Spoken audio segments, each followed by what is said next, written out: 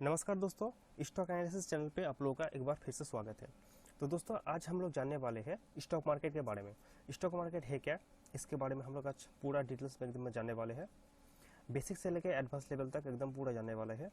अगर आप लोग स्टॉक मार्केट के बारे में अगर कुछ नहीं पता आप लोगों को, तो इस वीडियो आप लोगों के लिए है।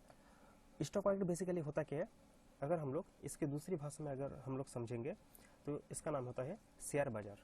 अब शेयर्स का मतलब क्या है? शेयर्स का मतलब यही है हिस्सेदारी। अब हिस्सेदारी कौन सी चीज़ की होती है?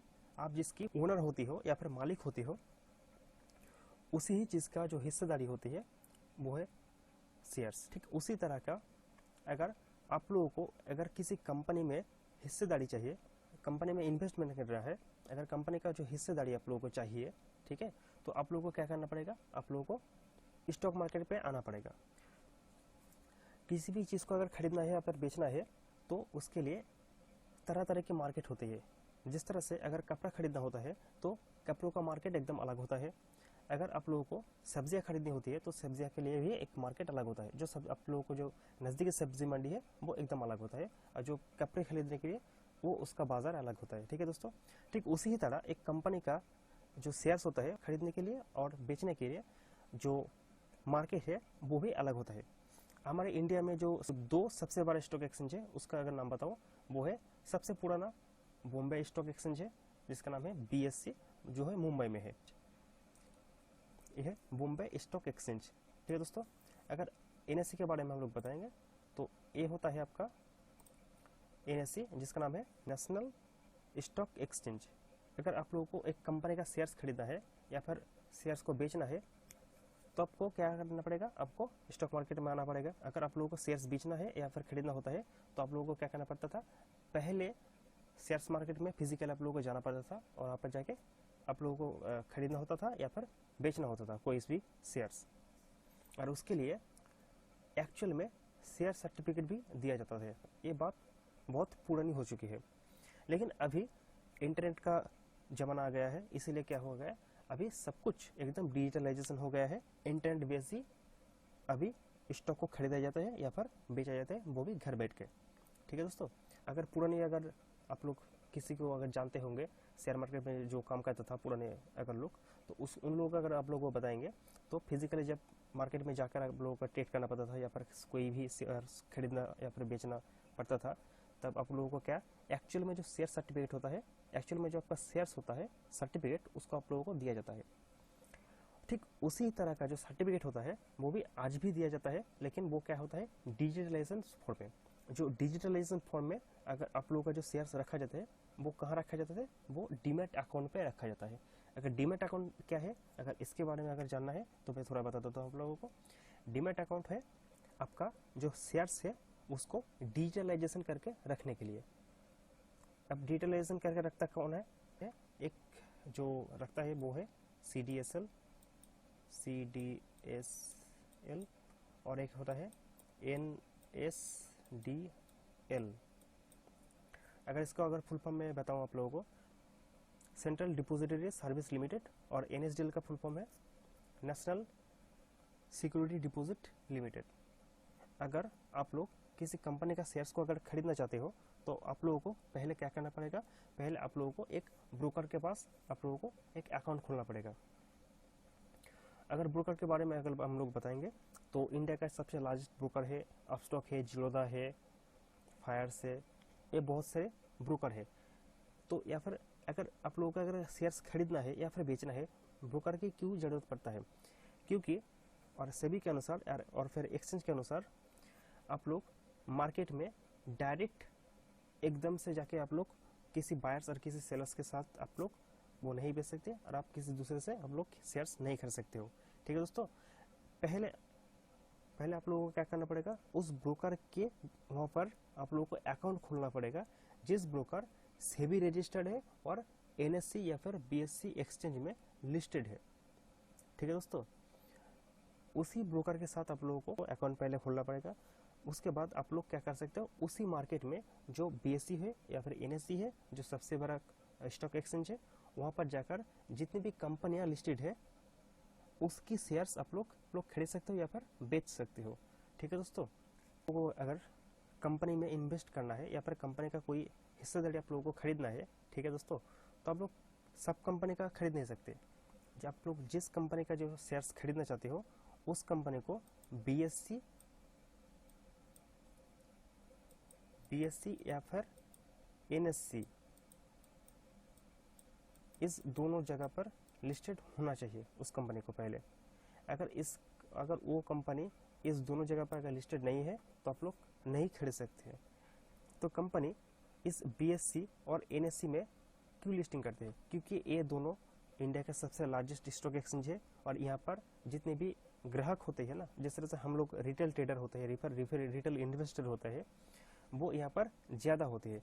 इसीलिए यहाँ पर लोग ज़्यादा सेल करते हैं या फिर बाय करते हैं, इस दोनों एक्सचेंज को ज़्यादा यूज़ करते हैं। इसीलिए हर एक कंपनी सबसे ज़्यादा चाहता है कि बीएससी में और एनएससी में लिस्टेड होना, ठीक है। इसका भी एक कंपनी जब लिस्टेड होता है उसका भी कुछ क्राइटेरिया होती है, उसका भी कुछ बहुत सारे फ्रेमवर्क होता है, उसको पास करते हुए तब जाके यहाँ पर लिस्टेड होता है। तो कंपनी यहाँ पर लिस्टेड क्यों होता है, पहली बात हो गया है। तो कंपनी को बीएससी हो गया या फिर एनएससी हो गया, इस जगह पर लिस्टेड क्यों होना पड़ता है? तो मान लीजिए आपका एक कंपनी है, जो कंपनी कुछ प्रोडक्शन करता है, ठीक है दोस्तों। तो उस कंपनी की अगर बिजनेस को बढ़ानी होती है, पैसा चाहिए, तो सपोज मान लेते हैं ये एक कंपनी है जिस कंपनी का नाम है ए। इस कंपनी को और भी एक फैक्ट्री लगवाना है, तो उसके लिए चाहिए पैसा। तो एक कंपनी को जब पैसा चाहिए होती है तब उस कंपनी को क्या करना होता है? या फिर बैंक में जाकर लोन लेना पड़ेगा, या फिर कंपनी का जो शेयर से कंपनी का जो हिस्सेदारी है वो लोगों में बेच दिया जाता है। जब बैंक में जाकर लोन लेता है तब उस बैंक को जो जितना पैसा अमाउंट लिया है उस बैंक से, उस पैसे प्लस उसका जो ब्याज होता है, उसका जो इंटरेस्ट होता है, वो सूद समेत उस बैंक को देना पड़ता है एक कंपनी को, ठीक है दोस्तों। ये हो गया एक प्रोसेस। और दूसरा प्रोसेस क्या है? अगर कंपनी को अगर पैसा चाहिए तो वो पहले क्या करता है? पहले जाके स्टॉक एक्सचेंज में लिस्ट होता है, उसका कुछ क्राइटेरिया होता है।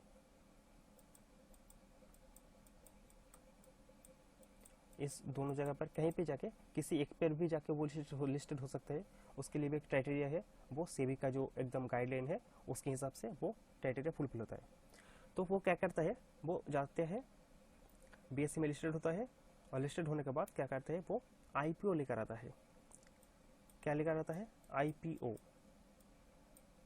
इसका मतलब क्या है? Initial public offering. वो क्या करता है? वो कंपनी का जो शेयर्स होता है, कंपनी की जो हिस्सेदारी होता है, वो मतलब मालिकानाधीन जो होता है ना, अपने जो कंपनी के जो ओनरशिप से वो मार्केट में जो पब्लिक होता है, जिस तरह का हम लोग पब्लिक होता है, उसी तरह का पब्लिक को जाके बेच देता है। अब यहाँ पर बेचने का मतलब क्या है? यहाँ पर पब्लिक से जितना चाहे उतना फंड वो रेस कर सकता है ये कंपनी, जितना चाहे उतना फंड वो कंपनी ले सकता है। और लेने के बाद उस कंपनी को पैसा वापस भी नहीं करना होता है। जिस पब्लिक से पैसा उठाया है उस पब्लिक को वापस भी नहीं करना होता है। क्यों नहीं करना होता है? क्योंकि कंपनी ने जब मार्केट में जाके जिस पब्लिक से पैसा उठाया है उस पैसे के बदले कंपनी ने क्या किया? अपनी कंपनी का ओनरशिप, जितने पैसा उन लोगों से उठाया है उस पैसे के हिसाब से कंपनी क्या करता है? ओनरशिप डिस्ट्रीब्यूट कर देता है, उसको शेयर्स में डिवाइडेड कर देता है। इसलिए कंपनी क्या करता है? उसका जो फेस वैल्यू होता है, एक कंपनी का मिनिमम एक फेस वैल्यू होता है वो 10 रुपीज़। कंपनी क्या करता है? मिनिमम एक फेस वैल्यू पकड़ कर उस कंपनी का शेयर्स का क्वांटिटी निकालता है और क्वांटिटी निकालने के बाद क्या करते हैं? उस हिसाब से मार्केट में डिस्ट्रीब्यूट किया जाता है। एक पब्लिक जितना पैसा कंपनी में डाला है तो उस पब्लिक का क्या फ़ायदा होगा अभी? तो मान लीजिए दोस्तों, इस कंपनी ने पब्लिक से जो जितना रुपया रकम जितना पैसा उठाया है अभी, ठीक है, जितना पैसा कंपनी ने उठाया है उस पैसे को, मान लीजिए अगर इस कंपनी ने जितना भी पैसा उठाया है मार्केट से, उसको क्या करते हैं, अपने खुद का जो बिजनेस है बिजनेस को एकदम बढ़ाता है, खुद का जो बिजनेस है बिजनेस को बढ़ाता है, और बढ़ाने के बाद कंपनी में बहुत ज़्यादा प्रॉफिटेबल होता है, बहुत ज़्यादा प्रॉफिट कमाता है। तब जितना भी प्रॉफिट कमाता है कंपनी, दो चीज़ें कर सकता है, या फिर कंपनी जितनी भी पब्लिक से पैसा उठाया है उस पब्लिक को डिविडेंड के तौर पर दे सकता है, डिविडेंड के तौर पर दे सकते हैं। अब डिविडेंड क्या है ये हम लोग बाद में जानेंगे, लेकिन ये आप समझ लीजिएगा, ठीक है। कंपनी में जितना भी प्रॉफिट हुआ है उस प्रॉफिट का कुछ हिस्सा वो जो पब्लिक से, जिस पब्लिक से पैसा उठाया है उन पब्लिक को ऑफर करता है, उन शेयर्स के हिसाब से, जिसकी पब्लिक के पास जितनी भी क्वांटिटी का शेयर्स होते हैं उतने हिसाब से कंपनी क्या करता है, अपना जो प्रॉफिट है वो डिस्ट्रीब्यूट करता है पब्लिक में। या फिर कंपनी क्या करता है, या फिर कंपनी प्रॉफिट किया हुआ जो पैसा है वो खुद की कंपनी में फिर से री इन्वेस्ट कर सकता है, और करने के बाद क्या करता है और भी ज़्यादा प्रॉफिट कमा सकता है। और अगर कंपनी ने अगर पैसा पब्लिक को अगर रिटर्न भी नहीं किया, कंपनी ने अगर प्रॉफिट किया है, अगर प्रॉफिट के जो हिस्सा है वो अगर पब्लिक को भी नहीं दिया है, तो पब्लिक का किस तरह से फ़ायदा होगा। जब कंपनी ने जब स्टॉक मार्केट में जितनी प्राइस में कंपनी ने जितना प्राइस में पब्लिक को एक शेयर्स को ऑफर किया था, तब मान लीजिएगा 30 रुपीज़ था पर शेयर के हिसाब से। अगर अब जब कंपनी में ग्रोथ आया है, अब जब कंपनी का बिजनेस बहुत ज़्यादा बढ़ गया है, ठीक है दोस्तों, तब क्या होता है, जो कंपनी का जो शेयर्स का जो वैल्यू होता है वो भी धीरे धीरे ग्रोथ होने लगता है, वो भी धीरे धीरे ग्रोथ होने लगता है।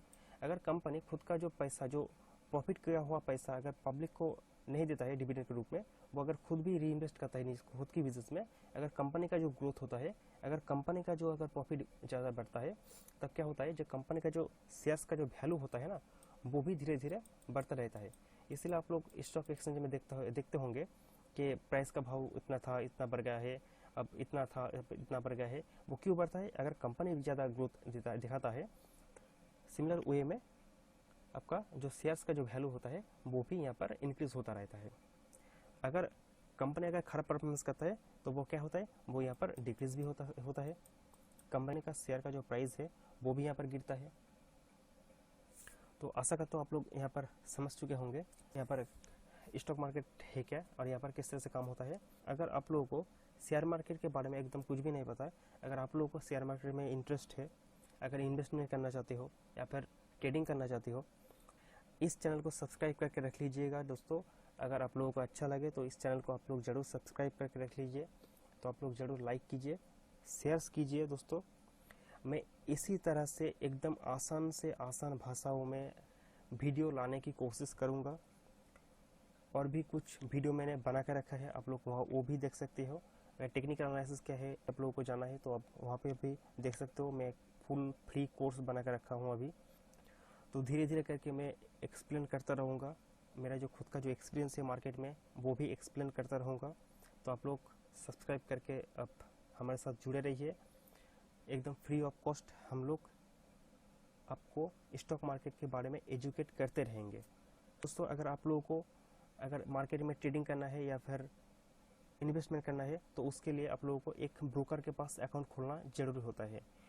इंडिया का जो सबसे लार्जेस्ट डिस्काउंट ब्रोकर है, जो मिस्टर रतन टाटा जी का एकदम सब्सिडियरी कंपनी है, रतन टाटा जी का एकदम फंडिंग किया हुआ कंपनी है जिसका नाम है अपस्टॉक, उसका लिंक मैं नीचे छोड़ रहा हूँ। वो अभी क्या है, अभी एकदम चार्जेस जो बिल्कुल जो चार्जेस एकदम नहीं है, एकदम फ्री में अकाउंट ओपनिंग कर सकते हो, या फिर एनुअल मेंटेनेंस जो चार्ज है एकदम फ्री है, एकदम फ्री ऑफ कॉस्ट कर चुका है अभी।